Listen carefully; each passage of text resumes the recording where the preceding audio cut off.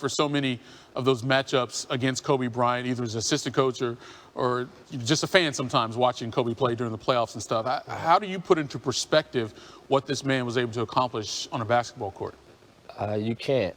It's stuff that legends are made of. You know, you talk about a kid that came out of high school to a historic organization. He's following in the footsteps of just some of the greatest players that's ever played the game.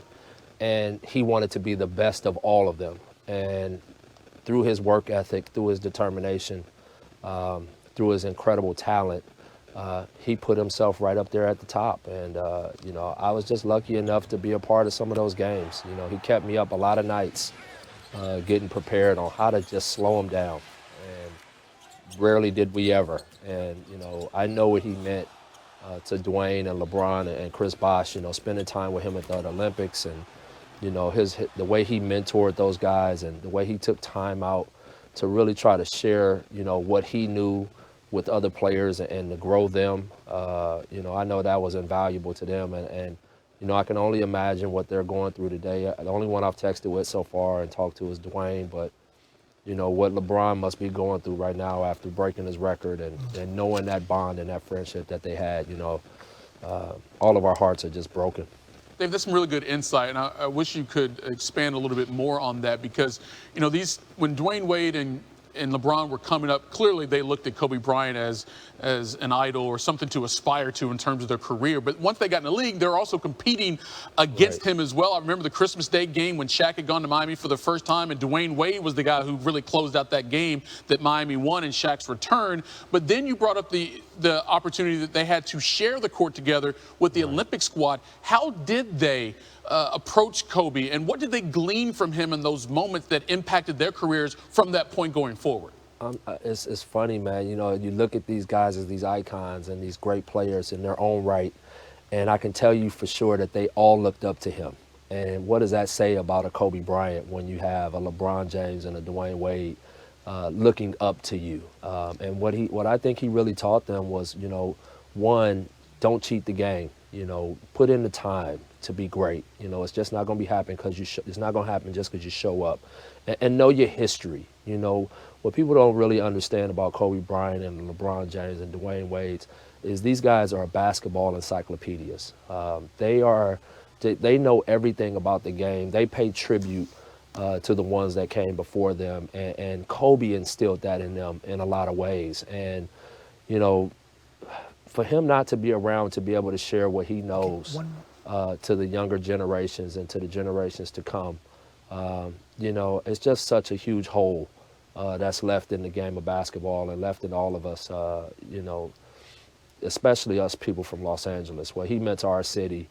And you know, the Lakers are the heartbeat of LA. And if the Lakers are the heartbeat of LA, then Kobe Bryant was the blood running through it. And you know, you can go outside the studio right now. I had to film it because it makes sense because that's what LA folks do. They came out and they're not, you know, it's very somber outside. You know, it's not a lot of noise. It's just an eerie day.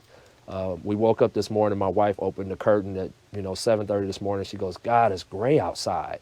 And the sun hasn't broke. You know, it's like LA is crying. And we're all sad and heartbroken over it. Fizz, you and I are about the same age, and Magic Johnson made me a Lakers fan when I was a kid. But I grew up in a small town in Kentucky. I didn't understand what L.A. meant. But I moved to L.A. when I was about 30 years old. It was the season after they just won 3 titles in a row. And it was in that moment that I fully understood what the Lakers meant to that town and also what Kobe and Shaq meant. And then Kobe in particular. You grew up in L.A. You played high school hoops there in L.A. You know what it's like. I've got countless texts on my phone right now from my friends in LA talking about how they are hurting on this news right now in Los Angeles. For people who are not from there, give them a deeper perspective on why this hurts so much. Because the Lakers are family to the city.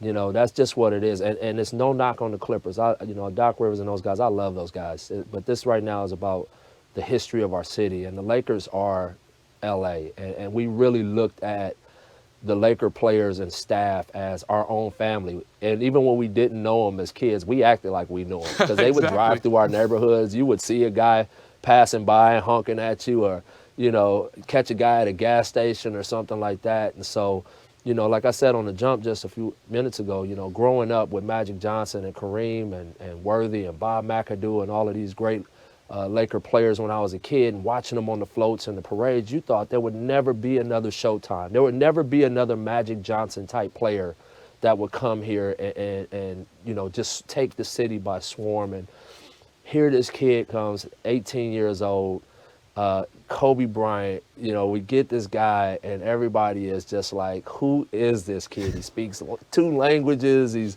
you know, like it was just a surreal moment when he came. And then every moment after that in his career, it was like you could say, I know where I was at. I knew where I was at when he played against Jordan for the first time. I remember that vividly, you know, when he went on that streak of 9 straight games of 40 plus. You know, I remember debating with my college team. I was coaching at Fresno State and having these debates about him and Jordan and talking about that. And then when he scored 81 against Toronto, like, you knew all of this stuff. And it's like, you know, we grew with him as well as a man. Like, you watched him go from this teenage boy and turn into this incredible man who was a philanthropist and who gave back to his community. And, you know, I mean, the guy, he won an Academy Award for crying out loud. I mean, this guy was the epitome of excellence. But he had to go through his steps and his bumps and his bruises as well. And, you know, to see it end so tragically with his daughter, who I know just watching her, you know, take the torch of playing hoop, and, you know, for her to be lost in this as well, you know, it's just really sad for Vanessa and the family. And like I said, all of us in Los Angeles, it's like we lost our brother, our son, you know.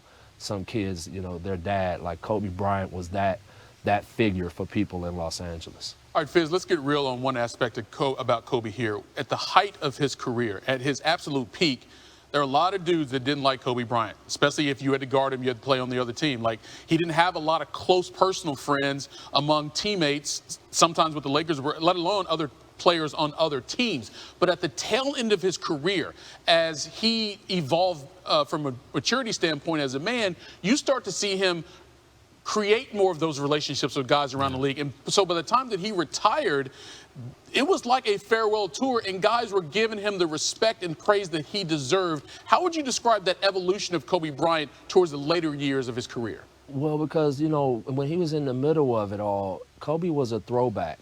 You know, when the throwback guys, there weren't no friends. You know, you didn't dap guys up. You didn't talk to them before the game. I remember, you know, going to Miami, it was like a rule. Like, you didn't hang out with the opposing team the night before. Or you didn't shake hands. You didn't pick them up off the floor. That was where Kobe was built like that. And so throughout his pursuit of greatness and to be this champion, to be the best player on the planet, because that's all he was going after. He wanted to be the greatest player to ever play the game. And the way he went about it and to chase that kind of dream, you can't have a lot of buddies. And so, you know, that was in the prime of his career. But I think, you know, through the Olympics and things like that, what he started to find out was that even though he didn't have these big time relationships with guys, these guys still looked up to him. And they respected him in a way like no other, because no one worked harder than him. I mean, his workouts are workouts of legend. You know, he was, you know, before the sun came up, he was in the gym. After games, he stayed in the gym. And he was the one that kind of instilled that in all of these other guys. And I think on the tail end of his career, he started to realize his new role in the NBA wasn't as much about chasing being the greatest player no more, but it was about passing it on and paying it forward to the next generation of guys. And, you know, he passed it on to some pretty great ones, and I know those guys are going to make sure that they live up to his name. Yeah, it was all about winning for Kobe Bryant, not necessarily making friends, but ultimately recognized game, and that's why he got all the respect that he deserved when his career was over, and even in the final days of his life. David Fizdale joining us here on SportsCenter. Appreciate it, man.